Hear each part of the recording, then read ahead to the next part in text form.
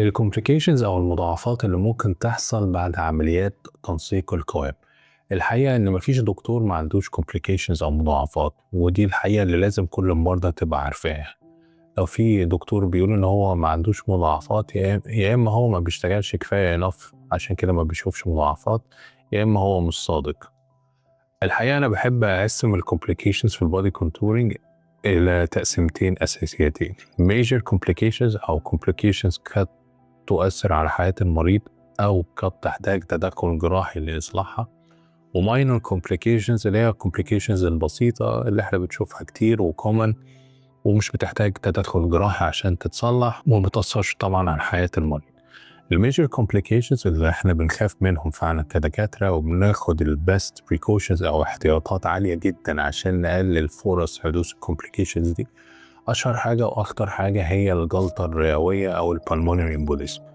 الحمد لله هي نسبة حدوثها قليلة جدا، حوالي 0.5%، يعني نص في المية أو أقل كمان في بعض الريبورتس. وممكن يحصل حاجة اسمها جلطة دهنية أو فات امبوليزم، ودي أشهر طبعا مع الحالات اللي بيبقى فيها حرق للمنطقة المؤخرة أو الباط ريجن. بس الحمد لله إن احنا بالبروتوكولز الجديدة بتاعت حقن الدهون في الباط بنقدر ان احنا نستخدم اجهزة زي الالتراساوند ان احنا نعمل حقن مؤخرة في الطبقات العميقة بتاعت الدهون، بس ما نكونش في الطبقات الاعمق اللي هي بتاعت العضلات عشان نقلل فرص حدوث الفات امبوليزم. وطبعا ده جايدد باجهزة البورتبل التراساوند. من الكومبليكيشنز الخطيرة برضو اللي ممكن تحصل حاجة اسمها perforation او injury للinternal organs، يعني الكانيولا بتاعت شفط الدهون بتعدي تحت الجلد، بتبقى فوق جدار البطن والعضلات.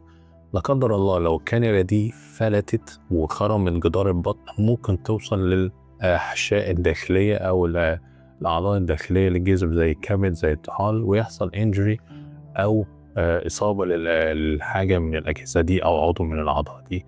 وطبعا ممكن حاجة زي كده تؤثر على حياة المريض. احنا في حاجة تانية أو سكشن تاني اللي هو الماينور complications، زي ما قلت لحضراتكم قبل كده دي الحاجات البسيطة، هي common بس بسيطة، ما بتحتاجش تدخل جراحي، أو حتى لو احتاجت بتبقى تدخل جراحي بسيط جدا ممكن يتعمل ببنج موضعي، زي مثلا السيروما. ودي مثلا بيبقى تجمع مية بيحصل بعد عمليات النحت وشفط وتنسيق القائم، ممكن بمنتهى البساطة يتشفط بسرنجة ultrasound guided أو حسب الكلينيكال experience بتاعت الجراح. ممكن كمان حاجة اسمها wound adhesions أو wound breakdown في عمليات مثلا زي التامي تاك. common أوي إن احنا نلاقي الحتة اللي في النص في الجرح ممكن تفتح حاجة بسيطة، مثلا في عمليات البريست ريدكشن أو البريست ليفت، الحتة اللي هي تي جانكشن، عمليات الساي ليفت، حاجات بسيطة، جروح بنعمل عليها غيارات بحاجات معينة، وجروح كلها بتقفل بكونزرفتيفلي من غير ما نحتاج تدخل جراحي. في برضه حاجة اسمها هيماتوما أو تجمع دموي، اللي هو التجمع الدموي الصغير ده برضه ممكن يتشفط بالالتراساوند جايدد. لو كبير شوية ممكن نحتاج إن احنا ندخل حاجة معينة أو ندخل العمليات عشان نشفط. الحقيقة الكومبليكيشنز لازم يبقى المريض عارفها قبل ما يخش يعمل عملية، وواجب كل دكتور إن هو يمضي المريض على informed consent أو الموافقة المستنيرة بالكومبليكيشنز اللي ممكن تبقى حاصلة نتيجة التدخل الجراحي المعين اللي هيعمله المريض. ده واجبنا كدكاترة، وواجب كل مريض إن هو يعمل الواجب اللي عليه. do his homework or her homework، إن أنت تبحث وتقرأ كويس في الكومبليكيشنز وتسأل الدكتور عليها عشان تبقى أنت داخل العملية بتاعتك وأنت مطمن تماما من أي حاجة. نشوفكم في حلقة جديدة.